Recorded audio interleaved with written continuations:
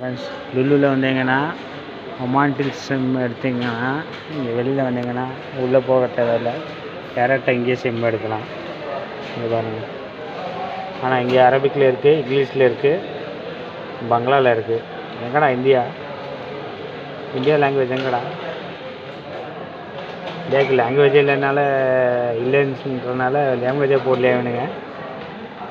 இப்படி கிளிக் பண்ணிங்கன்னா உங்களுக்கு ஆப்ஷன்ஸ் வரும். ஃபுல்லாக என்னென்ன வேணுதோ அது இங்கிலீஷு என்னென்ன வேணுமோ எல்லாம் செலக்ட் பண்ணிக்கோங்க. பேமெண்ட் பண்ணணும், அவ்வளோதான். நியூ சிம் எடுத்துக்கோங்க.